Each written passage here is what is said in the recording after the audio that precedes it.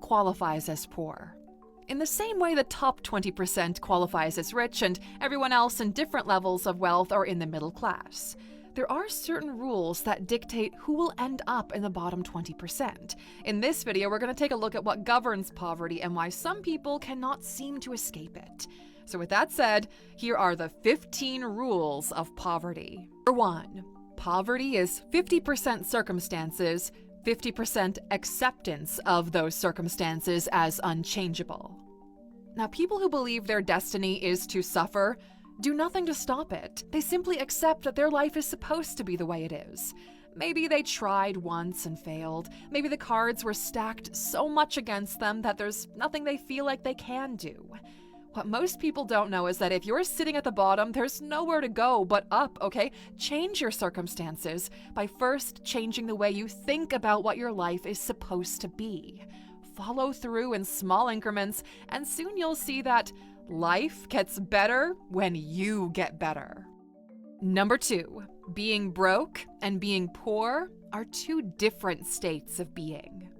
You can be broke many times in life, but being poor is deeper than money.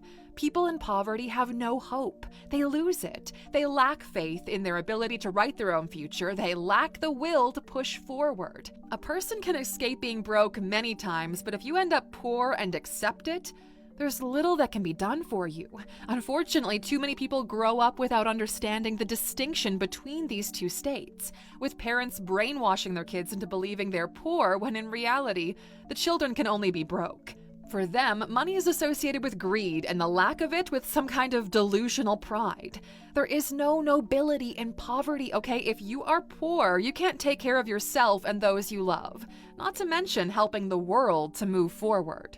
Number 3. Educated people take advantage of uneducated people the same way the strong used to persecute the weak. Throughout time and across all species, we've seen the formation of hierarchies. The strongest lion mates with all the females in the pride. The most social chimp leads the pack. And in the case of humans, the stronger armies take from the weak.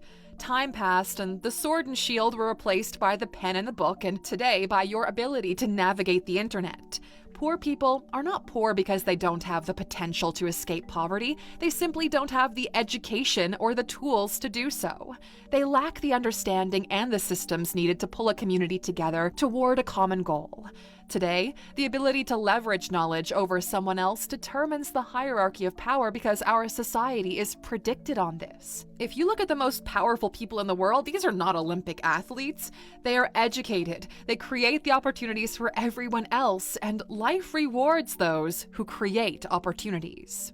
Number 4, poor parents can't teach their children how to be rich. They simply don't know how, because if they did, they would have done it themselves. Yet parents still want to teach their kids the things they themselves find valuable, but the difference is those lessons are about survival at the bottom.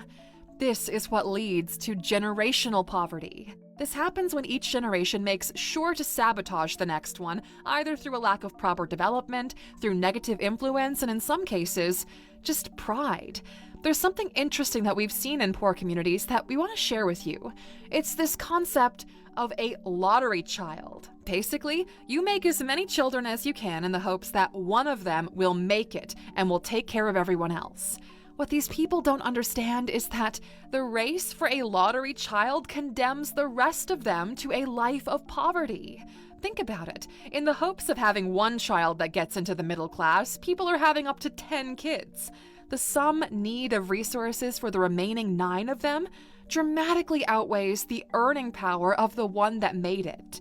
If you want to know what rich parents are teaching their kids, click in the top right corner and watch our video that we did specifically on the lessons that make the biggest difference. Number 5, the hardest working person in the world likely lives in poverty.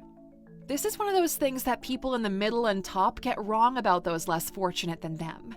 Some people believe all you have to do to escape poverty is work hard, but nothing can be further from the truth. Hard work gets you fed just for the day, but to escape poverty, you need more than that. You see, wealth, or the lack of it, is a result of your ability to use the tools you have at your disposal.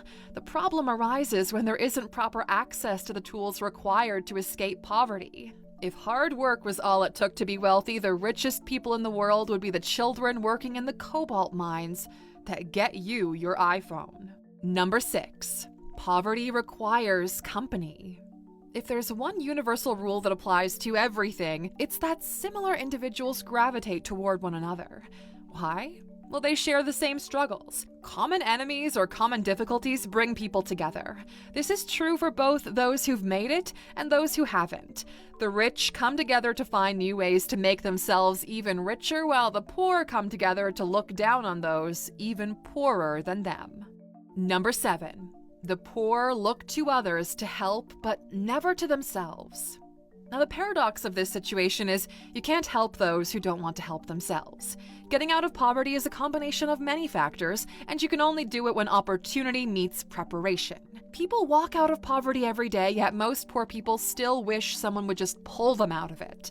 It's up to you, Aluxer. You need to take your education into your own hands here. Number 8, poverty ties you with more than one chain. Now, this one expands on a point that we made earlier. You need to free yourself from every chain keeping you in poverty if you want to escape it. The most common chains are family and a lack of parental guidance, education, infrastructure, like basic utilities or access to financial instruments like banks, geography, health, a lack of early employment opportunities, and addiction. As long as you still have one chain locking you in, there's no way for you to run toward that horizon. Number 9, good luck and poverty go hand in hand. Now, this is a big one, as most people in poverty believe that getting out of poverty is only a matter of luck and luck alone. Although they might have ended up where they are because of luck, or better said, the lack of it, the way out does follow a different formula. So here's an interesting observation that we've made. Poor people want to be rich instead of not wanting to be poor anymore.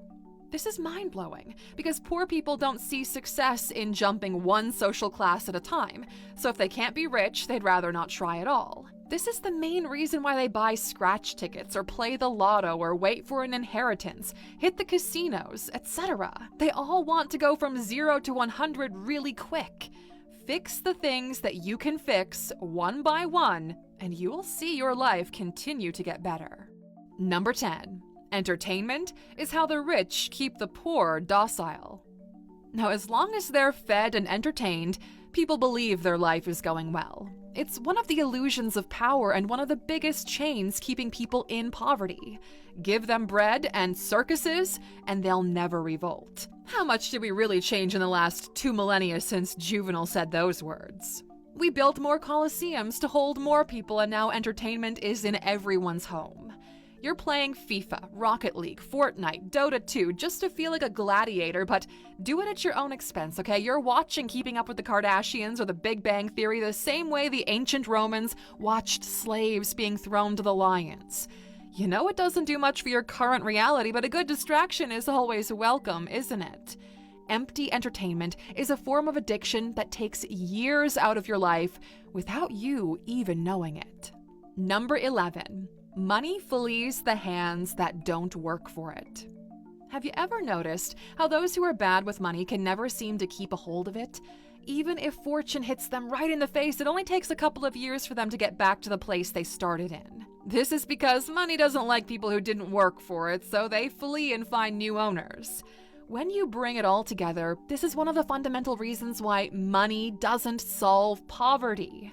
A study on UBI, or Universal Basic Income, done in Finland over 2 years, where they gave €560 every single month with no strings attached to people, it had seen no real improvement in their ability to get their lives together. And while people on the basic income were more likely to be employed, the difference was small. You see, money solves money problems, but poverty isn't a money problem because the money you can give is always finite. Instead, poverty is an infrastructure and opportunity problem.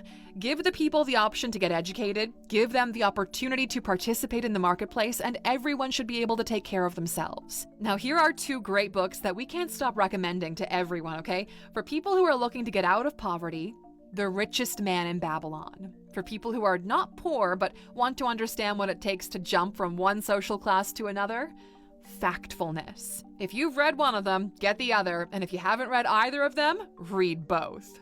Number 12, debt and consumerism are the modern versions of slavery. So think about it like this. If dollars were seen as freedom points, you would look at the world differently. Since slavery is illegal, society has been looking for ways to steadily increase productivity without crossing that line. But you can bet they came very close to it. Being alive is no longer free. In modern society, you never really own anything. Even the people who are able to fully pay off their house are not complete owners of it. The government still charges you rent for you to live in the house that you purchased. They call it property tax. The moment you're born, you're put on a treadmill and told to run. They put carrots on a stick and dangle it in front of your face to keep you motivated. That new iPhone, the Balenciaga sneakers, the gold chain, the house with a view. These are all carrots meant to keep you pushing that treadmill forward. They try to own you through debt as soon as they legally can. Most people in the US end up in debt before they're old enough to drink. Most of them spend the rest of their lives trying to repay it. When the main focus of your existence is paying off the fruits of your labor to somebody else, isn't that just another form of slavery? Yeah, we think so. Number 13, poor is the most expensive thing a person could be. Now, most people don't understand just how expensive it is to be poor. A single unforeseeable expense completely crushes your world. Some of you might be wondering right now, how come it's so expensive to be poor when being poor means you have no money? Well, look at it this way, okay? You don't have money to fix a cavity, so you ignore it. That tooth gets compromised, and now you have to get an implant or just have it pulled. The cavity fix was a couple of $100, the implant is a couple of $1,000. You want to use a bank in order to keep things going financially, but there isn't enough money in your account to cover the fee. In this case, being poor literally is costing you money. Because you've got no money in your account and you lack good prospects, that bank is not going to issue you a standard loan, so what's left to do here? You take out a payday loan with an interest 10 times higher than the bank would normally have charged you. We could keep going on with this example for days, all right? It costs you more to be poor. This rule is as old as history. It even shows up in the Bible under Matthew with a slightly different wording.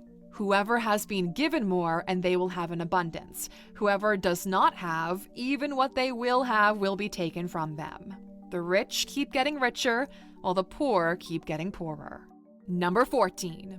Those who say that money doesn't grow on trees have never planted anything. Fruit is the result of someone planting a seed and caring for a tree to grow. Fruit has value. This is true in both the literal and metaphorical senses. If you want fruit or money, well, you better start planting some trees. These people think of it as free money, but finding the right seed, digging into the ground, covering it with fertile soil, watering it every day, making sure it doesn't get destroyed by insects or external elements. Until a tree is strong enough to bear fruit, it is incredibly difficult. It requires work, time, and attention. Stop expecting fruit when you haven't planted any seeds. And number 15, dying poor is a choice. Now, on average, it takes 20 years for someone to jump from one wealth bracket onto the next. Some people can do it quicker, and some take a little bit more than 20 years, but it's more than doable. The 40 years between your 20s and your 60s are more than enough time. You have more than enough strength, health, drive, and passion that you need to take the risk.